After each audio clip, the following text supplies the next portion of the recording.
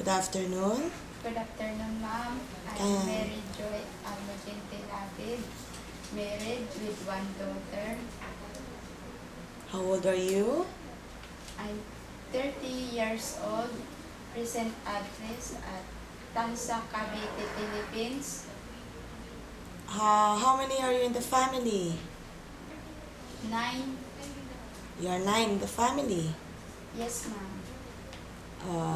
Did you finish your high school? Yes, ma'am. Okay. Have you worked as a domestic helper abroad before? No, ma'am. How about here in the Philippines? Yes, ma'am.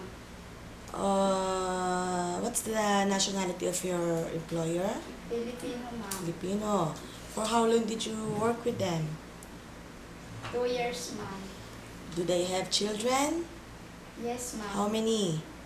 One. One child. One They have child. one child. Yes, How ma'am. old is the how is it a boy or a girl? Boy, ma'am. A boy. How old is he? 5 5 years old. So, and you are also a mother of one daughter. So do you know how to take care of the children? Yes, ma'am. Okay. How can you take care of them? To prepare food, milk, to change diaper. Diaper. Once in a while, can you play with them? Yes, ma'am. Teach them with their assignments. Yes, ma'am. Uh, how about cooking? Do you know how to cook? Yes, ma'am. What kind of food do you know? Do you know to cook? Do you know any Chinese food? Yes, ma'am. Like what? Chop suey, steamed fish, Steamed fish. How about vegetables? congee, Congee, and do you know noodles. noodles? Okay. How about an elderly? Do you know how to take care of them? Yes, ma'am. Do you have patience in taking care of an elderly? Yes, ma'am. Okay. Why do you want to work in Hong Kong?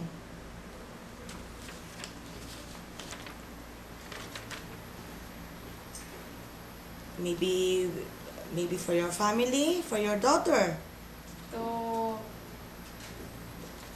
for for for the good for future. the good future of my daughter and also my old parents. Your parents, you want to help your parents. Are you willing to finish your contract? Yes, ma'am. You have a daughter, so she's only 4 years old. Who will take care of them if you will be chosen as one of the household in Hong Kong? My sister, ma'am. Your sister. Okay. Uh, do you know any nursery rhyme? Yes, ma'am. Can you give me one example?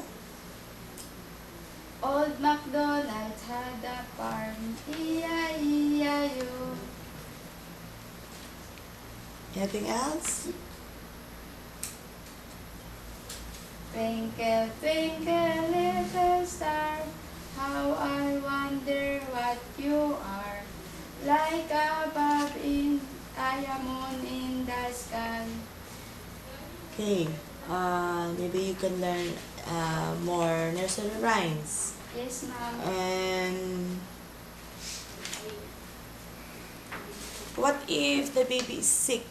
What will you do? To prepare, to call my, You're going to call who? to call my employee. And you will tell them that the baby is sick. Okay? Yes, ma'am. If your employer will ask you to bring the baby to the hospital, are you willing to bring the baby? Yes, ma'am. Okay. Do you know how to operate the machines inside the house? Yes, ma'am. Like the vacuum cleaner, Yes, ma'am. washing machine, Yes, ma'am. microwave oven. Yes, ma'am. Okay. Mm,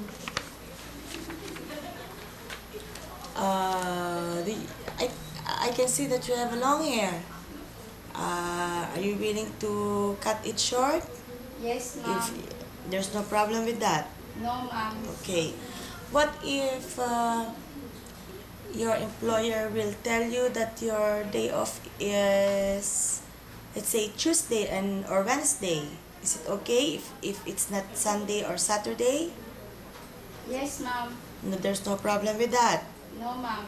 For example, they will ask you for more hours or more days because sometimes they have visitor. There's no problem with that. No, ma'am. Okay. So, can you give a short message for your future employer? To my employer, choose me for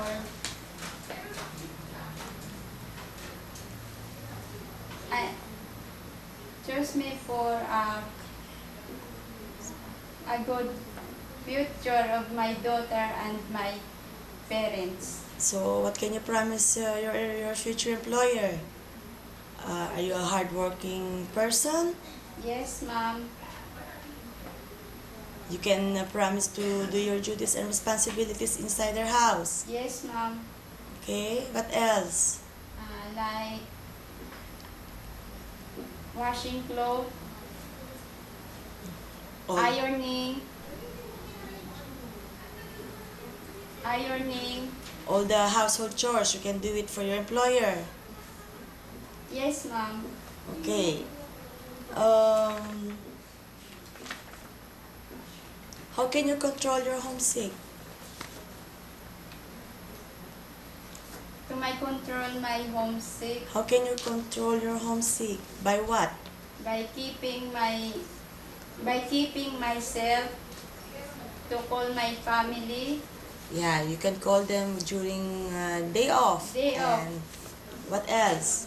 To keep yourself To reset myself to thinking my work and to bright future of my daughter. of your daughter. Okay. Okay, so I think that will be all. Thank you. Yes, ma'am. Thank you, ma'am.